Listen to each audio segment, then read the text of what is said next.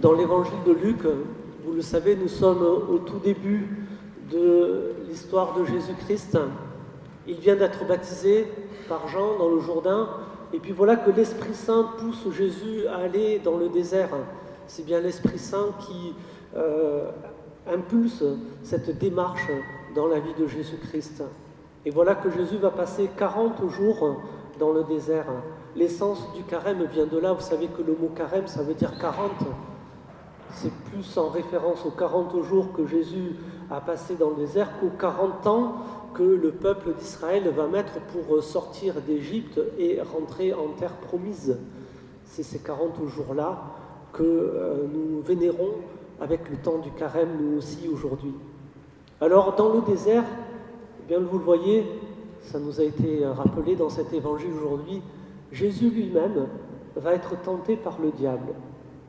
Voilà. Lui aussi, vous voyez, tout fils de Dieu qui soit, lui aussi, il a des tentations. Alors, il a des tentations un petit peu particulières, je vais les évoquer si vous voulez bien, pour éclaircir un petit peu ce qui est en jeu dans les tentations que le diable propose à Jésus. Mais c'est aussi peut-être quelquefois aussi le reflet des tentations que nous-mêmes, nous pouvons avoir dans notre vie et dans notre existence.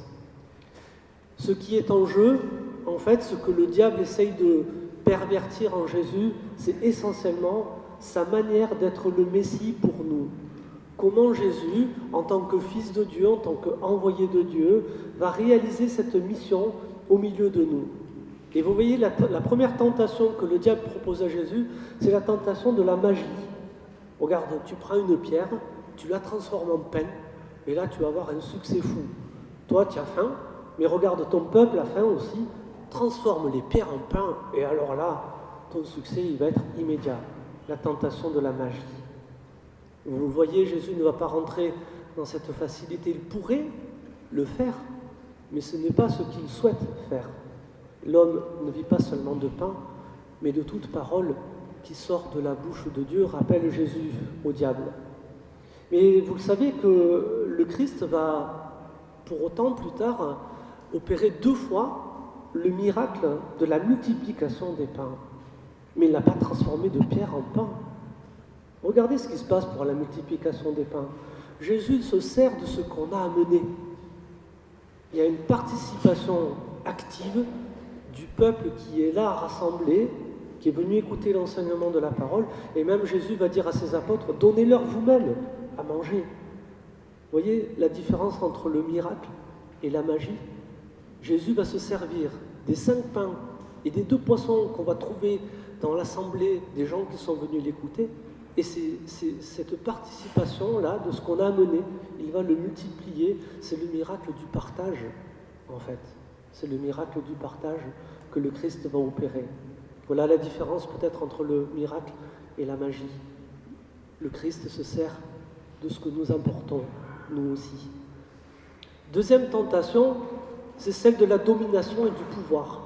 Le diable montre tous les royaumes de la terre et lui demande de se prosterner devant lui pour lui faire reluire qu'il pourrait régner sur tout cela, la tentation et le pouvoir. Il semblerait, l'actualité nous le montre, qu'un certain Poutine n'ait pas résisté à cette tentation. Mais Jésus, lui, va résister. Il n'a pas choisi d'être un messie politique. Il n'a pas choisi de dominer les peuples, d'exercer un pouvoir, d'avoir une gloire incommensurable. Non, c'est pas ça que le Christ veut faire. Et il va résister à cette tentation. Et puis, la condition pour pouvoir accéder à ce pouvoir, au passage, c'est de s'incliner devant le diable. C'est irrecevable, ça, nous sommes tous bien d'accord. Et le Christ va le dire, hein, c'est devant Dieu seul que tu te prosterneras et à lui seul tu rendras un culte. La troisième tentation, c'est la tentation du surhomme. Alors, on est baigné aujourd'hui dans notre culture, vous savez, par plein de films, là, les Marvel et autres, avec tous les comics, là, avec, vous savez, des super-héros qui ont des super-pouvoirs. Superman qui est capable de voler là, avec sa magnifique cape. Et puis, et d'autres, voilà, qui ont d'autres pouvoirs tout aussi extraordinaires les uns les autres. Et bien sûr, vous voyez que ces gens-là deviennent vite des héros des héros et sont considérés comme tels par les yeux du peuple. C'est cette tentation-là que le diable fait reluire à Jésus en le plaçant au sommet du temple. Alors vous imaginez aujourd'hui, là, allez, on prend 5 minutes un petit peu de délire, si vous voulez bien, frères et sœurs. Imaginez là que Dieu, avec ma belle chasuble violette, là, me mette au sommet là, du clocher de Sainte-Anne. Il me dit, vas-y, jette-toi en bas, les anges ils vont te porter. Bon, moi j'essaierai pas l'expérience, hein, je sais que je vais m'écraser. Voilà. À moins de mettre un petit filet invisible, là, comme dans les effets spéciaux dans certains films, mais sinon, l'attraction terrestre, elle va bien fonctionner, je crois. Voilà, donc on va éviter ce genre de choses. Mais voilà, vous voyez cette tentation là aussi encore du merveilleux en exerçant des super pouvoirs. Et vous voyez, Jésus-Christ, il ne va pas rentrer dans ce que lui propose le diable. Parce que lui, le seul chemin qu'il a choisi pour être le Messie pour chacun de nous, c'est le chemin de la croix. Cette croix là qui est là dans le cœur nous le rappelle, c'est le chemin de la croix. C'est la seule manière que Jésus accepte pour être un Messie pour nous. Pourquoi la croix? Parce que c'est le moyen le plus sûr de nous montrer toute la grandeur, la puissance de l'amour de Dieu pour chacun de nous. Il fallait qu'il passe par là pour nous le démontrer, au cas où nous en douterions encore. Et vous le savez, la croix, l'histoire de Jésus ne s'arrête pas. La croix, ce n'est qu'un passage, vous savez, 3 jours plus tard, pour la résurrection. Et là, le matin de Pâques, nous allons mesurer encore plus profondément cette puissance d'amour pour chacun de nous.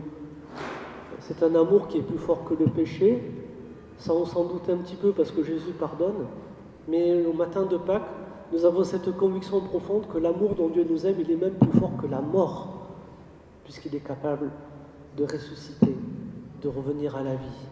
Et cela, le Christ souhaite le partager, nous le donner en cadeau à chacun de nous.